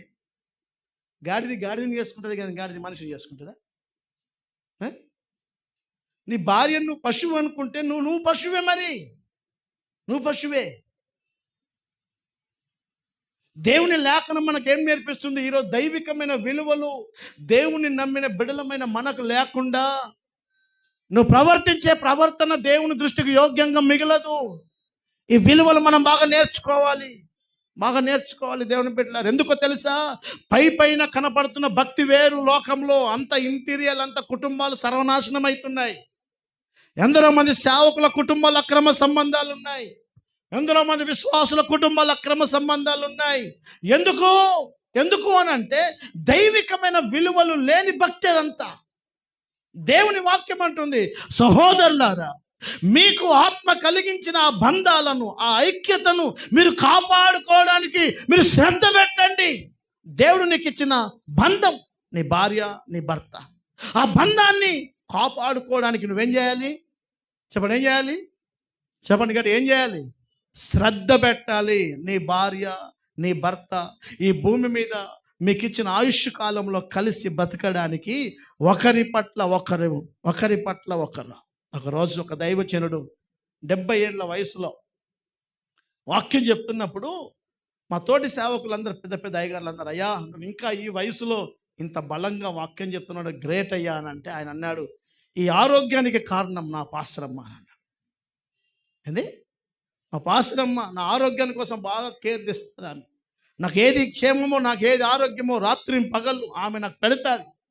నా ఆరోగ్యం కోసం ఆమె రాత్రి పగలు ఆలోచిస్తుంది. కనుకనే 70 ఏళ్ళైనా నేను దేవుని సేవలో ఆరోగ్యంగా ఉన్నా అన్నాడు ఆయన. వాస్తవమే కదా. మీ ఆయన ఆరోగ్యంగా ఉంటే నీకు ఆరోగ్యంగా ఉన్నట్టే కదా. అవునా కాదా? అవునా కాదండి? ఆయన సదాకాలం మంచి ఆరోగ్యంతో ఆయుష్తో ఉంటే నీకు బాగుంటుంది. చాలామంది అనుకుంటారు, అమ్మ ఈ దరిద్రం ఎప్పుడు పోతుందిరా అని అనుకుంటారు. చాలామంది వాళ్ళ భార్యల్ని వాళ్ళ భర్తల్ని ఏమనుకుంటారంటే దరిద్రం అనుకుంటారు. నీకు ఒక మంచి ఆలోచన చెప్తాను. ఆ దరిద్రం ఎట్లుంటుందో నీకు తెలియాలంటే ఒక్క 10 రోజులు ఆమెను ఎటను పంపించేసి. ఎన్ని రోజులు చెప్పండి? ఎన్ని రోజులు? ఒక్క 10 రోజులు పంపించేసి. నువ్వు ఆయనతో ఏం మాట్లాడకు. నీ మనసులో ఏమనుకోనంటే నీ భార్య చచ్చిపోయింది అనుకొని పంపి. రాత్రి నువ్వు పొద్దున 9 గంటలకు లేస్తావు. అప్పుడు నీకు అర్థమవుతుంది ఇడిచిన బట్టలు, నిన్నటి రాత్రి కంచాలు అవన్నీ చూసి దండం పెట్టైనా ఆమె రేపే పిలిపించుకుంటే మంచిది అని అనిపిస్తుంది. ఎందుకంటే తెలుస్తుంది అప్పుడు నీకు. హల్లెలూయా. చెబుదా గట్టిగా హల్లెలూయా. చబాలు హుషారుగా హల్లెలూయా. రాగానే హోటల్లో ఆర్డర్ పాస్ చేసినట్టుగా ఒక చాయ్ పెట్టు అని అంటే చాయ్ పెట్టిస్తాను, అన్నం పెట్టు అంటే అన్నం పెట్టి ఇచ్చేస్తాను, ఉతికి పెడతాను, కడిగి పెడతాను. నేను అంటున్నాను దేవుని బిడ్డలారా, నా అభిప్రాయం అయితే నీవు నీ స్థాయిలో ఆరోగ్యంగా ఉన్నంత వరకు నీ బట్టలు నువ్వు ఉతుక్కోవడమే క్రమం మంచిది. మీకు తెలుసా, ఒక హయ్యర్ ఎడ్యుకేషన్ చేసిన వాళ్ళు పిల్లలకు బట్టలు ఇయ్యరు, వాళ్ళు ఉతుక్కుంటారు. ఎవరి బట్టలు వాళ్ళు చేసుకుంటారు, ఎవరి పనులు వాళ్ళు చేసుకుంటారు. ఇది జ్ఞానం. కానీ మనోళ్ళకి తెలివి ఎక్కువైపోయి ఆమె ఉతికి పెట్టాలి, నేను ఉత్తిరి చేసి పెట్టాలి, నేను వేసుకొని ఇప్పుడు నేను కలెక్టర్ మీటింగ్ పోవాలన్నట్టు ఫీల్ అవుతుంది. హల్లెలూయా. చెప్పాలి గట్టిగా హల్లెలూయా. నీ భార్యను నువ్వెంత వీలైతే అంతగా సౌఖ్యంగా చూసుకుంటే నీకు 4 రోజులు ఇంత ముద్దెడు దొరుకుతుంది, నీకు ఇంత అన్నం దొరుకుతుంది, నీకు ఆకలి తీరుతుంది, నువ్వు ఆరోగ్యంగా ఉంటావు. నువ్వు అంటావేమో బయట మస్తు దొరుకుతాయని. నేను అంటున్నాను కదా, 10 రోజులు బయట తిను, 10 రోజులు మీ ఆవిడను పంపు. నువ్వు ధర్మాస్పత్రిలో అడ్మిట్ కాకపోతే నేను అడుగు. ఎందుకనంటే అది నీకు ఆరోగ్యవంతమైనది కాదని, నీ క్షేమము కొరకు దేవుడు ఒక బంధాన్ని భూమి మీద స్థిరపరిచాడు. అదే భార్యాభర్తల బంధం. హల్లెలూయా. ఆ బంధాన్ని నువ్వు కాపాడుకో, ఆ బంధాన్ని కాపాడుకో, ఆ బంధానికి విలువియ్యు. దయచేసి ఆ బంధానికి విలువివ్వండి. నీ భార్యను నువ్వు ప్రేమించు. అర్థమవుతుందండి? లోకంలో అనేక అపోహలు ఉన్నాయి. అర్థమవుతుందండి? భార్యకి ఏదైనా సహకరిస్తే లోకం చాలా చిల్లరగా చూస్తుంది. ఎందుకో నాకు ఇంకా అర్థం కాలేదు ఇప్పటికీ. అందుకే అర్థం కాలేదు. భార్య అనారోగ్యంతో ఉంటే భార్య వస్త్రం ఉతికితే తప్పేంటండి? తప్పేంటి? ఏదైనా డిక్షనరీలో తప్పనుందా? ఎవడో చెప్పాడు నామూషని. ఎవరు చెప్పాడు నామూషని? ఎవరు చెప్పారండి నామూషని? నీ భార్య మాటను నమ్మి మీ అమ్మా నాన్నను ఎల్లగొట్టినోడు సిగ్గులేనోడు. కానీ భార్య బలహీనంగా ఉంటే ఆవిడ నువ్వు కాకపోతే ఇంకెవడు ఆదరించాలండి? ఎవరు ఆదరించాలండి? ఇవన్నీ ఎక్కడి నుంచో వచ్చిన రూమర్స్. ఇవన్నీ ఎవడో చెప్పిన బలహీనమైన మాటలను బట్టి సిగ్గుపడే అవసరం లేదు. దేవుని లేఖనం మనకు నేర్పిస్తుంది. దేవుడు కూడా తన సంఘాన్ని స్త్రీ భార్యగా ఆయన ప్రేమిస్తున్నాడు. సంఘాన్ని ఆదరించడం లేదా? ఆయన సంఘాన్ని ఆదరిస్తున్నాడు లేదా ప్రభు?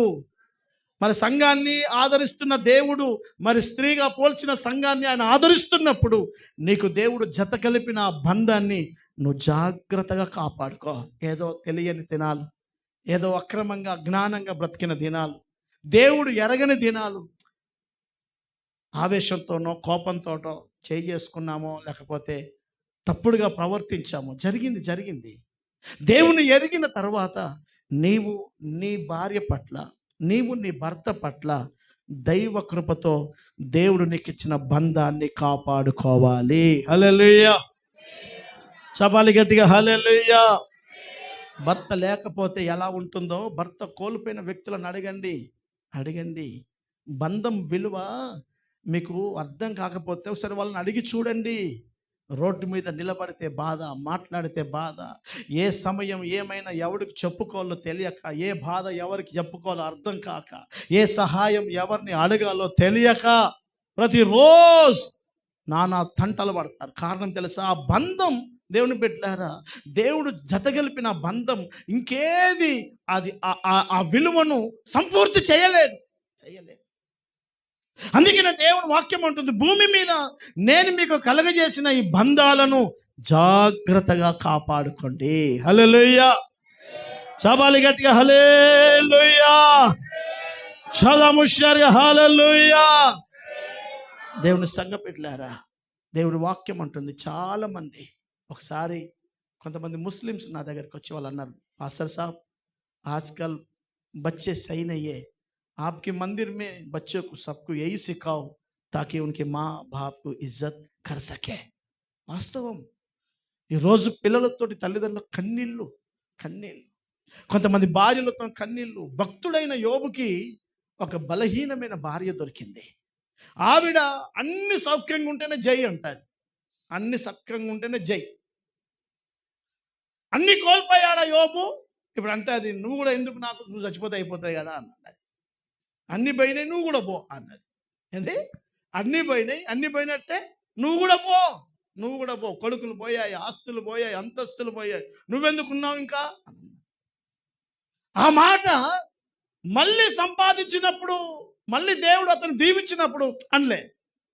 అంటే కొంతమందికి భర్త సంపాదిస్తేనే, భార్య అన్ని విధాలుగా బాగుంటేనే కాదు. దేవుడు మనకిచ్చిన బంధం, బలహీనతలు అందరిలో ఉంటాయి. కానీ దేవుని వాక్యం అంటుంది, బలహీనతలను బట్టి కాక, బలములను బట్టి కాక, ఇదిగో నీ బంధాన్ని బట్టి నువ్వు వారికి విలువ ఇవ్వాలి. హల్లెలూయా.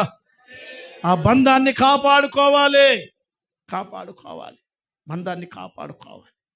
చివరిగా ఇంకో మాట చెప్పి నేను ముగిస్తున్నాను, వినండి. దేవుని లేఖనం మనకు నేర్పించే ఇంకొక అద్భుతమైన పాఠం. నా దేవుని బిడ్డలారా, ఈ భూమి మీద దేవుడు మన కొరకు సిద్ధపరిచిన ఒక ఆత్మ సంబంధమైన బంధమే సంఘం, సేవకుడు. మీరు నమ్మండి, 20 సంవత్సరాల కాపురం ఉన్న వ్యక్తులు చిన్న విషయాన్ని బట్టి విడిపోతున్నారు. 20 ఏళ్ళు 30 ఏళ్ళు పెరిగిన కొడుకు చిన్న విషయాన్ని బట్టి తల్లిదండ్రులను దూరం పెట్టేస్తున్నాడు. 10-15 ఏళ్ళు మందిరానికి వచ్చిన విశ్వాసి చిన్న అభ్యంతరాన్ని బట్టి మందిరాన్ని విడిచిపోతున్నాడు. బాగా వినండి, బంధం స్థిరపరచబడాలంటే సంవత్సరాలు పడుతుంది. బంధం తెంపుకోవడం క్షణమేమి కాదు. కానీ తెంపిన తర్వాత దాని బాధ ఎలా ఉంటుందో తెంపుకున్న వాళ్ళని అడిగి చూడండి. ఆ బంధం యొక్క లోపం, దేవుడు కలిపినప్పుడు అదొక ధైర్యం ఉండే, అదొక ఆనందం ఉండే, అదొక అద్భుతమైన సమాధానం ఉండే. బంధం ఎప్పుడైతే తెగిపోతాదో, అన్నీ ఉన్నా ఏదో ఒంటరితనం, అన్నీ ఉన్నా ఏదో లోటు ఉన్నట్టుగా ఆ బంధం మనకెప్పుడు గుర్తు చేస్తూనే ఉంటుంది. అందుకే దేవుడు అంటున్నాడు, దేవుని బిడ్డలారా, ఈ భూమి మీద శరీర సంబంధమైన బంధాలు మాత్రమే కాదు, మీ ఆత్మీయతను కాపాడి మిమ్మల్ని ప్రయోజకులుగా మార్చి బుద్ధి జ్ఞానం మీకు నేర్పి మిమ్మల్ని రేపు నాతో సదాకాలం నిలబెట్టగలిగేటానికి నేను మీకు ఇచ్చిన దైవజనుడితో మీకు సహృదయము కలిగిన బంధం ఉండాలి. హల్లెలూయా. చబాలు హుషారుగా హల్లెలూయా. చబాలి గట్టిగా హల్లెలూయా. అందుకే దేవుని వాక్యం అంటే, దావీదును నేను నా ప్రజలకు కాపరిగా పెడతాను, అతడు నా ప్రజలను కాస్తాడు. దేవుడు తన విలువ పెట్టి కొన్న తన ప్రజలను ఒక దైవజనుడి చేతిలోకి పెట్టి, ఒక తండ్రి పిల్లలకున్న బంధాన్ని దేవుడు క్రియేట్ చేసి ఒక సంఘంలో ఆధ్యాత్మికమైన బంధాన్ని నా దేవుడు కలగజేశాడు. ఈ బంధం మన తల్లిదండ్రుల ద్వారా, రక్త మాంసముల ద్వారా, అర్థమవుతుందండి. ఈ బంధాలు మనకు దొరకకపోయినా దేవుడు ఆత్మ ద్వారా మనల్ని ఒక్క కుటుంబంగా చేశాడు. హల్లెలూయా. ఈరోజు ఈ బంధాలన్నీ చూపిస్తలేదు సైతాన్. సడన్గా ఒక మెసేజ్ వస్తుంది, సుగుణ మిమ్మల్ని ఫ్రెండ్ రిక్వెస్ట్. అమ్మాయి సుగునే వల్ల నన్ను ఫ్రెండ్ రిక్వెస్ట్ వాడికి, నా క్లాస్మేటా, నా కులమా, నాతో చదువుకుందా, ఈమె ఎవరో తెలియదు. ఇన్స్టాగ్రామ్లో మెసేజ్ వచ్చేస్తుంది. ఇది దయ్యం చేసే ఫ్రెండ్షిప్. ఇదే ఈ దయ్యాలు కలిపే బంధాలు ఇవన్నీ. ఈమె ఎవరో తెలియదు, ఈయన ఎవరో తెలియదు. Hi pastor Ravi, how are you, my name is so and so, నేను మీతో ఫ్రెండ్షిప్ చేయాలనుకుంటున్నాను. ఈమె ఎవరు, మనతో ఫ్రెండ్షిప్ ఈమె చేస్తారండి. ఇదే సైతాన్ క్రియేట్ చేసే బంధాలు. అందుకనే ఇన్స్టాగ్రామ్లో పరిచయమై, ఫేస్బుక్లో పరిచయమై, ఈ పరిచయాలతోటి ఎక్కడైనా ఎవడైనా ప్రయోజకుడైన చరిత్ర కనపడుతుందా? ఇది సైతాన్ క్రియేట్ చేసే బంధాలు ఇవన్నీ. ఈ బంధాలకు మీరు లింక్ వత్తద్దు. ఆమె ఎవరో ఆయన ఎవరో మనకెందుకు స్నేహం అండి? కానీ ఈరోజు చాలా మంది ఫేస్బుక్లో పరిచయం అయ్యాడు, ఇన్స్టాగ్రామ్లో పరిచయం అయ్యాడు, ఫ్రెండ్ రిక్వెస్ట్. స్నేహితుడు అనేది ఎన్నో ఏళ్లతో కలిస్తే తప్ప బంధం కుదరదు. ఒక రోజులో రిక్వెస్ట్ పెడితే ఆయన బతిమలాడుకునేది బంధం ఎందుకు అవుతుందండి? రిక్వెస్ట్ అంటే బతిమలాడమే కదా, బతిమలాడుకునేది బంధం ఎందుకు అవుతుందండి? బంధం క్రియేట్ కావాలి. కానీ దేవుని లేఖనం అంటుంది, దేవుని బిడ్డలారా, దేవుడు మీకు సంఘానికి, మనం ఈ ఇంటి వారం కాకపోయినా, ఈ ప్రాంతవాసులం కాకపోయినా, ఒక కులం, ఒక కుటుంబం, ఒక తల్లి గర్భంలో మనం పుట్టకపోయినా, దేవుడు సంఘాన్ని, సేవకులను అన్యోన్యమైన బంధాన్ని పెట్టాడు. హల్లెలూయా. నీ క్షేమం కొరకు ప్రార్థన చేసే దైవచనుడిగా, నీ పిల్లల బాగుండాలని సలహా ఇవ్వగలిగే సేవకుడిగా, ఒక తండ్రి స్థానంలో మీకు మంచి మాట చూపిస్తాను. చదువుతారా? రోమీలకు రాసిన పుస్తకం 13వ అధ్యాయం. దయచేసి అందరు తీయండి. 13వ అధ్యాయం, రోమా పుస్తకం 13వ అధ్యాయం మొదటి నుంచి చదువుతారండి త్వరగా. ప్రతి వాడును పై అధికారులకు లోబడి ఉండవలెను, ఏలయనగా దేవుని వలన కలిగినది తప్ప మరి ఏ అధికారం లేదు. ఉన్న అధికారములు దేవుని వలననే నియమించబడి ఉన్నవి. కాబట్టి బాగా వినండి, అక్కడ ఏం రాస్తున్నాడు వినండి. అధికారమును ఎదిరించేవాడు దేవుని యొక్క పద్ధతిని, నియమమును ఎదిరించుచున్నాడు. ఎదిరించువారు తమ మీదికి తామే అనవసరంగా శిక్ష తెచ్చుకుంటున్నారు. ప్రభుత్వము చేయువారు చెడ్డ కార్యములకే కానీ మంచి కార్యములకు కోపగించేవారు కాదు. నీకు మేలు కలుగుటకును అధికారులను, ఎవరట ఇక్కడ అంతా మాట్లాడుతున్నది ఎవరి కొరకు అని అంటే, ఎమ్మెల్యే ఎంపీల కోసం కాదు. నీ పైన ఒక నాయకుడిగా, నీ పైన ఒక అధికారిగా, నిన్ను నడిపించే వ్యక్తిగా. బాగా వినండి, అధికారం అంటే అజమాయిషి కాదు, సెట్ షాండ్ కాదు, బ్రిటిష్ వాడు కాదు, మీరు భారతీయులు కాదు. అధికారం అంటే అర్థమైందంటే మిమ్మల్ని లీడర్షిప్ నడిపించడం, ప్రభు యొద్దకు నడిపించడం, ప్రభు చిత్తం చేయడానికి మీకు నేర్పించడం, ప్రభు రాకడలో మిమ్మల్ని సిద్ధపరిచే పని, ఒక భారమైన పని తీసుకొని మీకు మంచి చెడులను చెప్పడానికి దేవుడు సంఘంలో సేవకులను నాయకులుగా పెట్టాడు. హల్లెలూయా. ఆ నాయకులను బైబిల్ అంటుంది, వాళ్లకు మీరు లోబడండి. మీరు అధికారాన్ని, నాయకత్వాన్ని, వాళ్ళు చెప్పే మాటలను గనక మీరు లోబడకపోతే మీరు దేవుని నియమాన్నే ఉల్లంఘిస్తున్నారు. బాగా వినండి, దేవుని సేవకుని మాట వినకుండా నువ్వు దేవునికి ఇష్టడుగా బతకగలవని బైబిల్ చెప్పిందా? అమ్మ బైబిల్ చెప్పిందా? వినండి, మీ బైబిల్లో ఉందా? దేవుని వాక్యం అంటుంది, అక్కడ అధికారమును ఉల్లంఘించువాడు ఆ, దేవుని దేవుని నియమమును ఏందట, దేవుని నియమమును ఎదిరిస్తున్నాడు వాడు. దేవుణ్ణే ఎదిరిస్తున్నాడు. సేవకుణ్ణి ఎదిరించేవాడు, దైవ నియమాలను ఎదిరించేవాడు దైవజనుని కాదు, దేవుణ్ణే ఎదిరిస్తున్నాడు. కనుక వాడు తన మీదికి తానే ఎదిరిస్తే ఆయన చెప్తే మేము వినాలా, ఆయన అనంగానే మేము చేయాలా అని అంటే ఆయనకేం కాదు, నీకే శిక్ష వస్తుంది. ఇది నేను చెప్పడం లేదు, పరిశుద్ధ గ్రంథం చెప్తుంది. వద్దు అన్నది చేసినప్పుడు, నియమానికి లోబడకుండా ఉన్నప్పుడు, చెప్పిన విలువకు నియమానికి లోబడకుండా నా ఇష్టం నీవేది నాకు చెప్పేది అని అనుకుంటే ఆ నియమాన్ని ఉల్లంఘించిన వాడు దేవుని నియమాన్నే ఉల్లంఘిస్తున్నాడు. కనుక అతనికి మేలు కాదు కదా, అతనికి శిక్ష ఎవడో కాదు, తనకు తానే శిక్ష తెచ్చుకుంటున్నాడు. వినండి, శిక్ష శత్రువు నుంచి వస్తే దేవుడు మన పక్షాలు నిలబడతాడు. నీకు నువ్వే పోసుకుంటే ఎవడాపాలి, ఎవడాపాలి నిన్ను, ఎవడాపడు, ఎవడాపడు. అక్కడ అంటున్నాడు, చదివి ఇంకా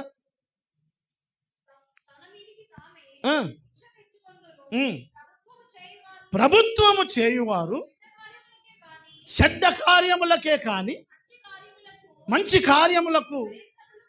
అవును, నువ్వు సరిగ్గా విశ్వాసిగా నమ్మకంగా బతుకుతా, నీకెందుకు సేవకుడు కోపం చేస్తాడు? అమ్మా, ఎందుకు కోపం చేస్తాడు? చేస్తాడా? నువ్వు నమ్మకంగా ఉంటే మంచిగా ఉంటే ఏ తండ్రి కొడుకును తమాషాగా బెల్ట్ తీసుకొని కొడతాడు వాడైనా? ఆయనకి పిచ్చి పట్టకపోతే ఎవడు తిడతాడు? తిట్టడు. ఇంకా ప్రేమిస్తాడు, ఇంకా గౌరవిస్తాడు, ఇంకా ఆదరిస్తాడు. నా కుమారుడు ఇంత విలువగా బతుకుతున్నాడని. ఇప్పుడు వాక్యం అంటుంది, అధికారులు చెడ్డ పనికే కానీ మంచి పనికి భయంకరులు కారు. నీకు మేలు కలుగునట్లు అధికారులు దేవుని సేవకులు వారికి భయపడకుండా వారి దగ్గర చేతులు కట్టుకొని ఉండే అవసరం లేదు అని అనుకుంటున్నావా? ఓకే, నువ్వు మంచిగా బతుకు, నువ్వు మేలు చేయము, అప్పుడు వారి చేత నీకేం దొరుకుతుంది? మెప్పు పొందుతావు. నీవు చెడ్డది చేసిన ఎడల భయపడుము, వారు ఊరకయే ఖడ్గము ధరింపరు, కీడు చేయు వాని మీద కోపము చూపుటకై. అదే కీడు చేసేవా, నా వైపు చూడండి మీరందరూ, ఆమె చదువుతుంది, మీరు వినండి. కీడు చేయు వారి మీద కోపము చూపుటకై వారు ఎవరు? ముందు రాస్తాడు, పరిచారకులు, సేవకులు.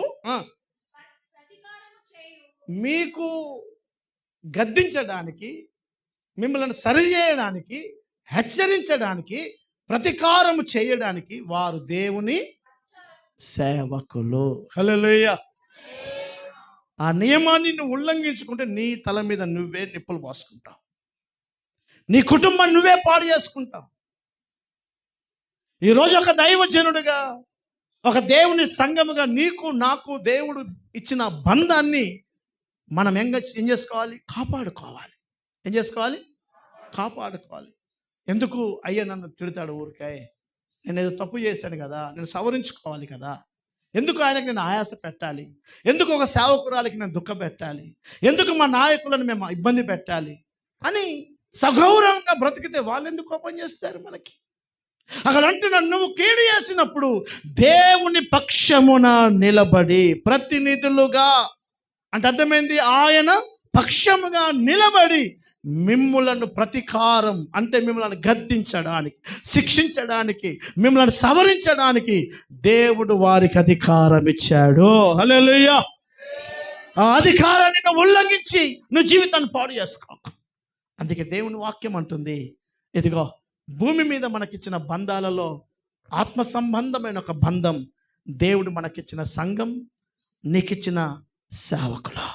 ఈ బంధాన్ని నువ్వు అంత ఈజీగా తెంపుకోక. బాగా వినండి, నా గురించి నీకు, నీ గురించి నాకు అర్థం కావడానికి 15 ఏళ్ళు పట్టింది. ఎన్ని సంవత్సరాలు పట్టింది? 15 ఏళ్ళు. నేనేంటో మీకు అర్థమైంది. మీరేంటో నాకు అర్థమైంది. ఈ బంధం అర్థం చేసుకోవడానికి 15 ఏళ్ళు పట్టింది. ఎందుకంటే అంత ఈజీగా బంధం కుదరదు కదా. ఎందుకంటే ఒక తల్లి గర్భంలో పుట్టిన వాళ్ళం కాదు కదా, ఒక ప్రాంతంలో పెరిగిన వాళ్ళం కాదు కదా. నువ్వేంటో అర్థం కావాలంటే దైవజనుడేంటో మీకు అర్థం కావడానికి కొంతకాలం పడుతుంది. దేవుడు కలిపిన ఈ బంధాన్ని తుచ్చమైన మాటల కొరకో, ఎవరో చెప్పిన మాటల కొరకో, దేని కొరకో బంధాన్ని తెంపుకోవద్దు. హల్లెలూయా, చపాలి గట్టిగా హల్లెలూయా. ఆ బంధాన్ని కాపాడుకోవడానికి శ్రద్ధ నిలపాలి. భార్య భర్తలుగా, తల్లి తండ్రులుగా, పిల్లలు తల్లిదండ్రులకు దేవుడు మనకిచ్చిన బంధాలను కాపాడుకోవడంలో ఎంత శ్రద్ధ నిలుపుతామో అంతకంటే కొంచెం ఎక్కువే ఈ సేవ మీద, పరిచర్య మీద, మనకిచ్చిన బంధాల మీద మనం దృష్టి పెట్టాలి. ఎందుకో తెలుసా? బాగా వినండి. ఈ బంధం ఎంత ఎఫెక్ట్గా పనిచేస్తో చెప్పంటారా? ఒక మాట వినండి. తండ్రి అయిన దావీదును అబ్షాలోం ద్వేషించాడు. కానీ దావీదుకు అబ్షాలోం మీద ఏం పగ లేదు. కానీ కన్నీళ్లు పెట్టుకున్నాడు. ఏం పెట్టుకున్నాడు? పైకి వెళ్ళి, అంతఃపురంలో వెళ్ళి డోర్ పెట్టుకొని ఓని ఏడ్చాడు. అబ్షాలోమా నా కుమారుడా, అబ్షాలోమా నా కుమారుడు అని ఏడ్చాడు. ఆ ఏడుపు అబ్షాలోము జీవితం మధ్యంతరంలోనే చచ్చిపోవాల్సి వచ్చింది. ఒక కన్నీళ్ళు. అందుకనే స్పష్టంగా రాస్తాడు దైవజనుడైన పౌలు, అంటాడు, మీ ఆత్మలను కాస్తున్న మీ సేవకులను కన్నీళ్లు పెట్టనివ్వకండి. హల్లెలూయా. చాలా మంది ఏమనుకుంటారో తెలుసండి, విశ్వాసులు ఏమనుకుంటారంటే, మా అయ్యగారు శాపం పెడతాడండి ఏమని అంటే, ఊరికే ప్రసంగాల్లో శాపం పెడతాడు. నేను అంటున్నాను, శాపం పెట్టే అవసరం లేదు. అతడు చాటుకు కన్నీళ్లు విడిచిన అది నీకు శాపంగానే మారుతుంది. బైబిల్ చెప్తుంది. అప్పుడు మీకు నిష్ప్రయోజనంగా మారుతారు మీ జీవితం. మీరేం చేసిన ఫలం ఉండదు. దైవజనుడు, దేవుని బిడ్డలారా, ఒక సేవకుడిగా విశ్వాస జీవితం చేసి సేవలో ఉండి అనుభవంతో చెప్తున్నాను, మీ దైవజనుడిని మీరు ఎప్పుడు మనసు కష్టపెట్టకండి. ఆయన మీ ముందు నవ్వుతాడు, కానీ మీ గురించి ఆయన మనసులో కనుక వేదన ఉంటే అది మీకు పెద్ద పోరాటంగా మారుతుంది. ఒక తండ్రిగా పిల్లలు ఎందుకు వాళ్ళని అనడం అని అనరు కానీ ఆ విషయాలు తెలిసినప్పుడు, విన్న మాటలు తెలిసినప్పుడు, ప్రవర్తన విన్నప్పుడు వారి క్షేమం కొరకు మనం ఇలా ఆలోచన చేస్తే, ఈ మనిషి ఇలా ఆలోచిస్తున్నారు ఏంటి అని అతని గుండెల్లో అదృశ్యంగా కారుతున్న కన్నీళ్లను సర్వశక్తి కలిగిన దేవుడు చూస్తాడు. ఆ చూసినప్పుడు ఈ బంధపు యొక్క విలువలను కాపాడుకునే శ్రద్ధ ఏ విశ్వాసికి ఉండదో అక్కడ అంటున్నాడు, నియమాన్ని ఎదిరిస్తున్నాడు గనక తనకు తానే వాడు శిక్షను తెచ్చుకుంటున్నాడు. మీకు ఇంకెవరు శిక్ష తెచ్చే అవసరం లేదు. అయ్యగారు శాపం పెట్టే అవసరమే లేదు. శిక్ష ఆల్రెడీ నీ వెనకనే దాగి ఉంటుంది. బైబిల్ చెప్తుంది. అందుకనే చాలామంది విశ్వాసం ఈ పరిచయలో ఎవరైనా వెళ్ళారు అని అంటే, నేను అన్న మాటను బట్టి బాధపడి వెళ్ళి ఉంటారేమో, కానీ నేను వాళ్ళకు చేసిన కీడు ఏముండదు. ఎందుకు? అక్కడ లేఖనం అంటుంది, వాళ్ళు దేవునికి ప్రతినిధులుగా నిలబడి మిమ్మల్ని హెచ్చరిస్తారు. హల్లెలూయా, చపాలి గట్టిగా హల్లెలూయా. ఒక సమూయేలును దూరం పెట్టుకున్న సౌలు పతనమైపోయాడు. నేను ఎప్పుడు చెప్తాను ఈ మాట. సౌలుకు రాజ్యం ఉంది, సౌలుకు కిరీటం ఉంది, సౌలుకు కుమార్తెలు ఉన్నారు, సౌలుకు కుమారులు ఉన్నారు. ఒక్క మాటలో చెప్పాలంటే సౌలు రాజుకి ఎప్పుడైనా కలగంటాడా, నా బతుకు అధ్వానం అవుతుంది? ఎందుకు అవుతుందండి? ఎంత తిన్నా ఒడిసిపోని సొమ్ముంది అతని దగ్గర. కానీ రాజు సమూయేలుకి ఎప్పుడైతే దూరం అయ్యాడో, బైబిల్ చెప్తుంది, గిల్బోవా పర్వతాల మీద దిక్కులేని చావు చచ్చిన తర్వాత 3వ రోజు వాళ్ళు ఆయుధాలు వెతకడానికి శత్రువులు వెళ్తే చచ్చిపోయి ఉన్నాడు ఆడ మనిషి. అంటే పొరుగు బట్టి ఉన్నాడు మనిషి. ఆడ చదలు పట్టాయి, చీమలు పట్టాయి. రాజు శవం. ఎందుకు? నాయకుడిగా సలహాలు ఇస్తున్న దైవజనుడైన సమూయేలును లెక్క చేయలేదు. బాగా వినండి. గెహాజీ, ఎందుకు ఈ పని చేశావు అని అడిగినప్పుడు తనను తాను తగ్గించుకొని తప్పు ఒప్పుకుంటే బాగుంటుండే. కానీ నేనేం చేయలేదు, అని దైవజనుని ముందు నటించిన ఆ గెహాజీ, నేను ఆ మాట చదివినప్పుడు ఆలోచిస్తాను.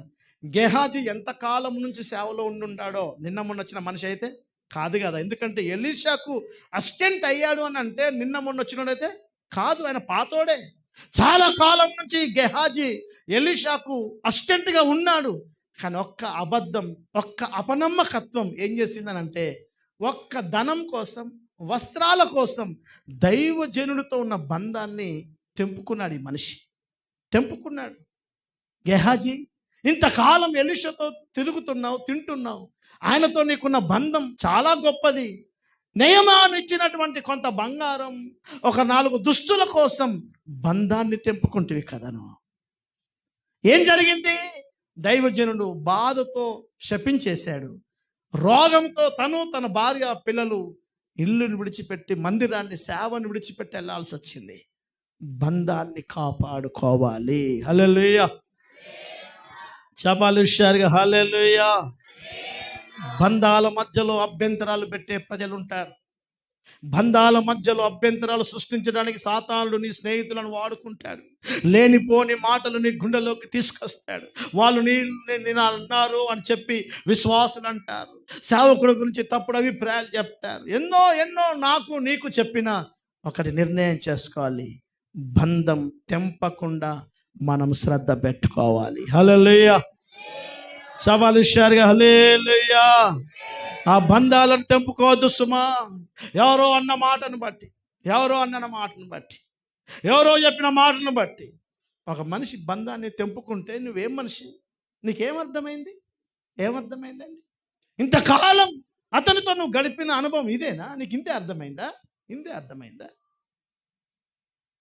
నాతో ఒకరోజు ఒక సేవకుడు అన్నాడు, బాబు నువ్వెంతకాలం ఉన్నా మీ అయ్యగారు నీకేం సపోర్ట్ చేయడో, అయ్యగారు నిన్నేం లిఫ్ట్ చేయడో, అయ్యగారు నీకేం మీటింగ్లకు అవకాశం ఇయ్యడో. ఒక్క మాటలో చెప్పాడు, మీ అయ్యగారు నీ గురించి పట్టించుకోడు అని అన్నాడు. నేను అతనితో అన్నాను, నేను వాక్యం రికార్డింగ్లో చెప్తున్నాను, మా అయ్యగారు నన్ను పట్టించుకోడా ఆ తర్వాత సంగతి. నాకైనా మేలు చేయకపోవచ్చు నువ్వు అన్నట్టే, నాకు కీడైతే చెయ్యడు ఆయన, నాకు కీడైతే చెయ్యడు. హల్లెలూయా. నేను ఈ మాట అన్నాను ఆయనతో. మా అయ్య నాకు లిఫ్ట్ చేయకపోవచ్చు, మా అయ్య నాకు వాల్ పోస్టర్ల మీద నా ఫోటో వేసే అవకాశాలు అని ఇవ్వకపోవచ్చు, నాకు నా సేవను మాత్రం డ్యామేజ్ చెయ్యడు. చాలు, నాకు అది ఇంకేం కావాలి, చాలు. ఒక దైవజనుని మీద సదాభిప్రాయం. ఎన్నో మాటలు నాకు సేవకుల గురించి చెప్పారు, నా గురించి సేవకులకు చెప్పారు. బంధాన్ని తెంపుకోకుండా ఉంటే దేవుడే ఒకరోజు నిలబెడతాడు. హల్లెలూయా. ఎవరో చెప్పిన మాటలను బట్టి బంధాలు తెంపొద్దు. బంధపు విలువ చాలా గొప్పది. విశ్వాసులారా, ఎంతో కాలం ఒక సేవకుడితో కలిసి ఉంటావు. ఒకసారి బయటకి వెళ్ళు, రోడ్డు మీద కనపడ్డా ఒక్కసారి ఒక్క నిమిషం ముఖాల్లో ముఖం పెట్టి మాట్లాడగలమా? కామన్గా హాయ్ ప్రజలాడ్ అని చెప్తాం, అన్నా వస్తానన్నా అని అంటాం. కానీ ఒకప్పుడు ఉన్నట్టు కుదరదుగా. మనసు కూర్చొని నవ్వి, కూర్చొని మాట్లాడుకొని హ్యాపీగా ఉన్నంత ఆ బంధం, ఆ బాండింగ్ ఉండదుగా. బంధం తెగక ముందే చూసుకోవాలి. కనుక దైవజనుడిగా చెప్తున్నాను, మీ తల్లి తండ్రుల బంధాలు, భార్యాభర్తల బంధాలు, పిల్లలకు తల్లిదండ్రులకు ఉన్న బంధాలు, దేవుడు భూమి మీద మనకిచ్చిన బంధాలు ఒకరోజు అన్ని విడిచిపెట్టి శాశ్వతంగా యేసయ్యతో ఉండే బంధం ఒకటి ఉంటుంది. అదే శాశ్వతమైన బంధం. ఆ బంధాన్ని ఎవ్వరు అడ్డం వచ్చినా తెంపుకోవద్దు. హల్లెలూయా. ఈ బంధాలు తల్లి, తండ్రి, భార్య, పిల్లలు, కుటుంబం, ఎవరు ఆ బంధానికి అడ్డం వచ్చినా నువ్వు ఆ బంధాన్ని తెంపుకోవద్దు. హల్లెలూయా. ఈ బంధాలు భూమి మీదనే. ఇదిగో శారం అడ్డమవుతుందని అనుకొని ఇస్సాకు గురించి చెప్పకుండా దేవుని అమితంగా ప్రేమించిన అబ్రహాము వలె, దేవుని ప్రేమించిన యోహు తన కన్న బిడ్డను బలి అర్పణ చేయడానికి కూడా సిద్ధపడ్డట్టుగా ఈ బంధాలకు విలువివ్వు. కానీ ఏ బంధం నిన్ను దేవునికి దూరం చేయకుండా చూసుకో. మొదట దేవుడితో నీకు బంధం పరిపూర్ణంగా ఉండాలి. హల్లెలూయా. ఎందుకంటే రేపు సదాకాలం నిలిచేది అదే, ఆయనతోనే సదాకాలం మనం ఉండబోతున్నాం. కనుక దేవుడు మనకిచ్చిన ఈ బాంధవ్యాల మీద మనం శ్రద్ధ నిలుపుటకు కృప దయచేయునుగాక. దయచేసి లేచి నిలబడదాం. త్వరగా